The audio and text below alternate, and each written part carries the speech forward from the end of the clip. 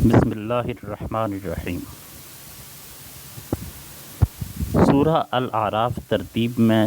7ویں سورہ ہے اور اس کی 206 آیات ہیں۔ آغاز میں ہی اس سورہ کا موضوع بتا دیا گیا ہے کہ یہ سورہ منکرین کو ڈرانے اور اہل ایمان کی یاد دہانی کے موضوع سے متعلق ہے۔ یہ سورہ مکی دور کے آخری سالوں میں نازل ہوئی، جب اس امر کی ضرورت محسوس کی گئی کہ مکہ والوں کو پہلی اقوام اور انبیاء کی تاریخ کے حوالے سے ان کے ممکنہ انجام سے باخبر کیا جائے اور یہ بتایا جائے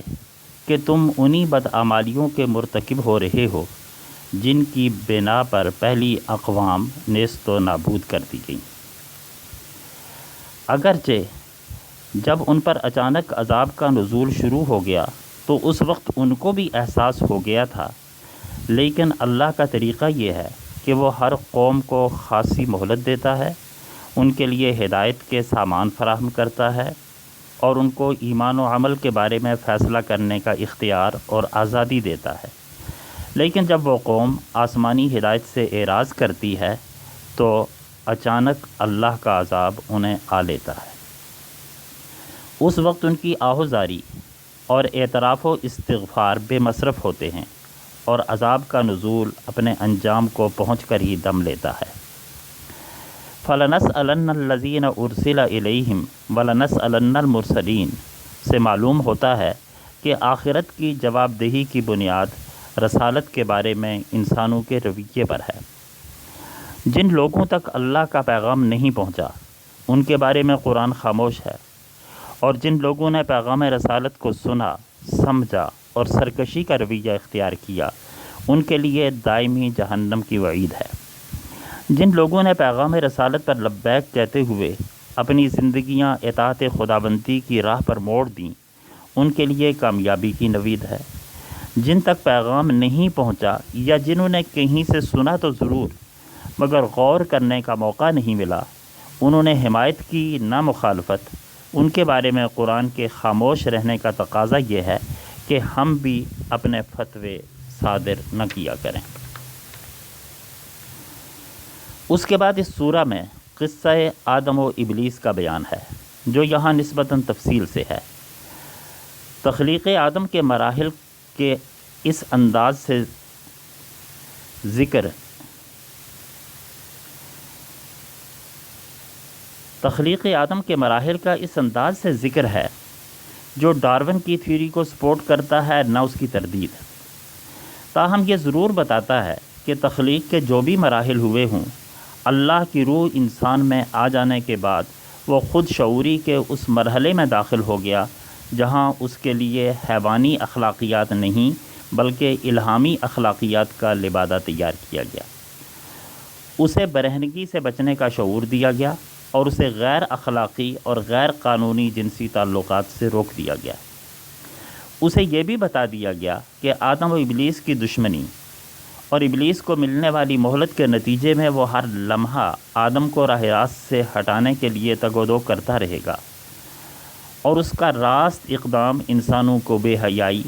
برہنگی اور ناجائز جنسی تعلقات سے آلودہ کرنے سے شروع ہوگا۔ چنانچہ ہم دیکھتے ہیں کہ انسانی معاشروں میں سب سے زیادہ جس آلودگی نے تباہی پھیلائی ہے وہ بے حیائی اور فحاشی ہے۔ البتہ قرآن نے یہ بھی بتایا کہ ابلیس کو مہلت دینے کا یہ مطلب نہیں کہ انسان کو اس کے سامنے بے بس کر دیا گیا ہے، بلکہ ان عبادی لیس لک علیہم سلطان، کہ ابلیس کو انسانوں پر ایسا اختیار نہیں ہوگا کہ وہ ان سے جو چاہے کروا لے۔ اس واقعہ میں یہ بتایا گیا کہ ابلیس نے آدم کا خیرخواہ اور ہمدرد بن کر اسے ترقی اور کامیابی کے سبز باغ دکھا کر دھوکہ دیا۔ قرآن نے ان غیر اسلامی روایات کو سرے سے نظر انداز کر دیا جن میں حوا کو مورد الزام قرار دے کر خواتین کو بحیثیت جنس کمتر اور بے وقت ثابت کرنے کی کوشش کی گئی، بلکہ قرآن نے دونوں کے باہمی اشتراک کا موقف اختیار کیا۔ قرآن یہ کہتا ہے کہ ابلیس نے دونوں کو بہکایا اور انہوں نے مشترکہ طور پر اللہ کی نافرمانی کی راہ اختیار کر لی۔ جبکہ دوسری کچھ الہامی کتابیں یہ کہتی ہیں کہ اصل قصور حوا کا تھا اور انہوں نے آدم کو بہکایا۔ آگے چل کر ہم دیکھتے ہیں کہ مذاہب میں عام طور پر نیکی کا ایک ایسا زاہدانہ تصور درایا تھا جس میں اچھا کھانے پینے اور زیب و زینت اختیار کرنے کو تقویٰ اور للہیت کے خلاف سمجھا جاتا تھا۔ چنانچہ عیسائیت میں رہبانیت اور ہندو دھرم میں برہمنیت اور سادھوں کا وجود اس کی ایک دلیل ہے۔ قرآن حکیم نے اس کی تردید کرتے ہوئے کہا، یا بنی آدم خذوا زینتکم عند کل مسجد فکلوا واشربوا ولا تسرفوا۔ اے بنی آدم، ہر عبادت کے موقع پر اپنی زینت سے آراستہ رہو، کھاؤ پیو لیکن حد سے تجاوز نہ کرو۔ قل من حرم زینت اللہ التی اخرج لعبادہ والطیبات من الرزق، کہ اللہ نے جو زیب و زینت کی اشیاء بندوں کے لیے پیدا کی ہیں اور جو پاکیزہ رزق اللہ نے دیا ہے انہیں کس نے حرام قرار دیا؟ اگر کوئی انہیں حرام یا نامناسب بتاتا ہے تو یہ اس کی اپنی اختراع ہے، خدا کا قانون نہیں ہے۔ مسلمانوں میں بھی بعض فرقوں میں تصوف کو یہی رنگ دیا گیا کہ جس میں اس بات کو ضروری سمجھا جاتا ہے کہ اللہ کی نعمتوں کو، اچھے لباس کو، اچھی خوراک کو اور خوشحالی کو اللہ تک پہنچنے کے راستے میں رکاوٹ سمجھا جاتا ہے۔ قرآن حکیم نے واضح الفاظ میں اس کی تردید کی ہے۔ گزشتہ اقوام کے ذکر سے قبل جنت، دوزخ اور اعراف کے باسیوں کے حالات اور ان کے باہمی مکالمے بیان کیے۔ ایک دوسرے کے حالات سے واقف ہونے کے بعد جنتیوں میں جو احساس تشکر اور دوزخیوں میں جس محرومی کا احساس پیدا ہوگا اس کا ذکر کیا، اور دوزخیوں کے جنتیوں سے کھانا پانی مانگنے اور نتیجتاً محروم رہنے کی تصویر کشی کرتے ہوئے بتایا کہ آخرت کی نعمتیں اور سزائیں تمام تر انبیاء کی تعلیمات کے ساتھ انسانوں کے اختیار کردہ رویوں سے وابستہ ہے۔ اس موقع پر انبیاء کی تعلیمات کی صداقت کے کئی ایک آفاقی دلائل دیے اور قیامت کے امکان کو مردہ زمین کے جی اٹھنے اور سرسبز و شاداب ہونے کی ایک پیش پا افتادہ حقیقت کی مثال سے سمجھایا۔ اس کے بعد قوم نوح، عاد، سمود، قوم لوط، اہل مدین اور قوم فرعون کے حوالے سے ان کی طرف مبعوث کیے جانے والے انبیاء کا تذکرہ کیا اور ان کی تعلیمات کا خلاصہ بیان کیا۔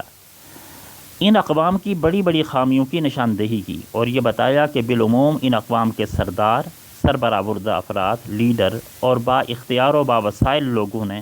اپنے اپنے انبیاء کی شدید مخالفت اور مزاحمت کی۔ اس سے یہ بتانا بھی مقصود ہے کہ دعوت دین کی بالعموم معاشرے کے سرکردہ افراد کی طرف سے مخالفت ہوتی رہی ہے اور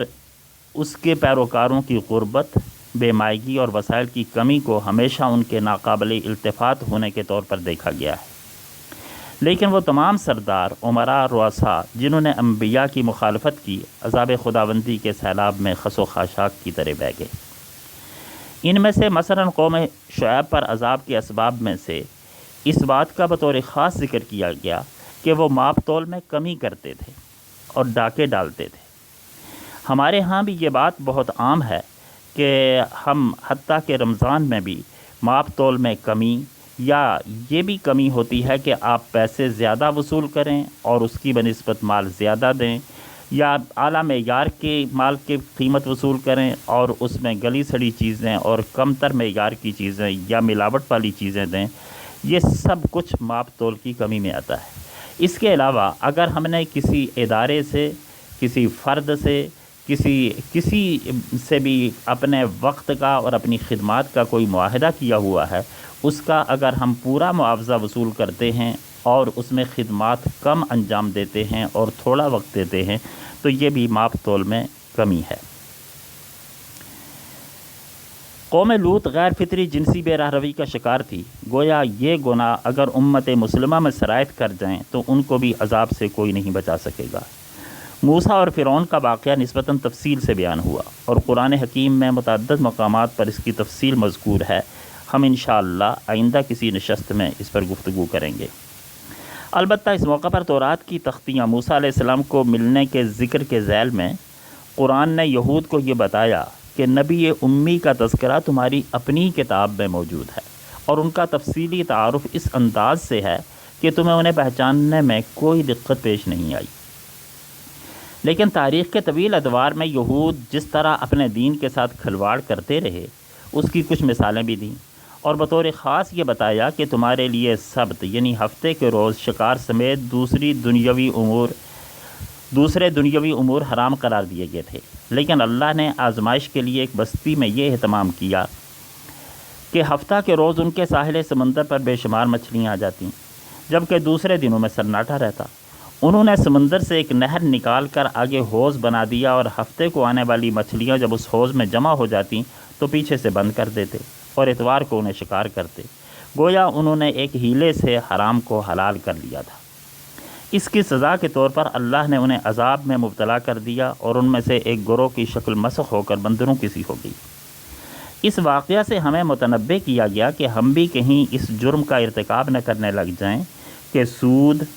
جوئے، شراب اور بدکاری ایسی قطعی حرام اشیاء کو فقہی منہ شگافیوں اور تصویری ہیلوں سے حلال کر کے یہود کے نقش قدم پر چل کر عذاب خدابندی کو دعوت نہ دے دیں۔ اسی سورہ میں اللہ نے عہد الست کا ذکر کیا کہ ابتدائی تاریخ میں ہی اللہ نے تمام بنو آدم کو بیک وقت وجود و شعور بخش کر ان سے یہ عہد لیا اور پوچھا، کیا میں تمہارا رب نہیں ہوں؟ الست بربکم قالوا بلا، سب نے کہا کیوں نہیں۔ اس کی تفصیل کتب حدیث میں بھی آئی ہے۔ اگرچہ یہ واقعہ انسانی شعور سے محو کر دیا گیا، اور محو اس لیے کر دیا گیا کہ اگر یہ ہماری یاداشت میں ہوتا تو یہ دنیا ہمارے لیے آزمائش کی جگہ نہ رہتی، اور ہم اپنی سابقہ یاداشت اور اپنے شعور کی بنا پر اعتراف حق پر مجبور ہوتے۔ لیکن عہد الست کا یہ اقرار اور یہ گواہی ایک چپ کی صورت میں اللہ نے ہر انسان کی فطرت میں پیوست کر دی ہے، اور جو لوگ بلند آہنگ سے اپنے آپ کو منکر خدا کہتے ہیں، وہ بھی فطرت کی اتھاہ گہرائیوں میں کسی بلند و بالا ذات کے وجود اور تسلسل کا احساس رکھتے ہیں۔ اس سورہ میں ایک ایسے شخص کا نام لیے بغیر ذکر کیا گیا، اور اللہ کے رسول کا طریقہ یہ ہے کہ جب کسی کی خرابی بیان کرنی ہو اور اس میں کسی متعین فرد کا ذکر ہو تب بھی اس کا نام نہیں لیا جاتا تاکہ اسے بدنام نہ کیا جائے، بلکہ اس کی ان خرابیوں کا ذکر کیا جاتا ہے تاکہ دوسرے لوگ ان خرابیوں سے بچیں۔ ہمیں بھی اس رویے کو اختیار کرنا چاہیے۔ اس شخص کا ذکر کیا گیا کہ جسے اللہ نے کتاب اللہ کا علم دیا تھا، لیکن بجائے اس کے کہ وہ اس علم کو اپنے لیے مشعل راہ بناتا وہ اور دوسروں کو اس علم سے فائدہ پہنچاتا، وہ دنیاوی لذات اور آسائشوں کی طلب میں اس قدر کھو گیا کہ قرآن نے اس کی مثال کتے سے دی کہ وہ حرص و آز میں دنیا کا کتا ہو گیا،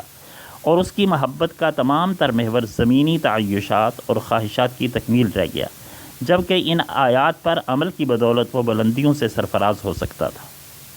یہ ان اہل علم کی مثال ہے جن کو اللہ نے کتاب و سنت کا علم دیا ہے، لیکن اس علم کو وہ اپنی ذات اور خلق خدا کی رہنمائی کے بجائے دنیاوی مفادات کے حصول کے لیے استعمال کرتے ہیں۔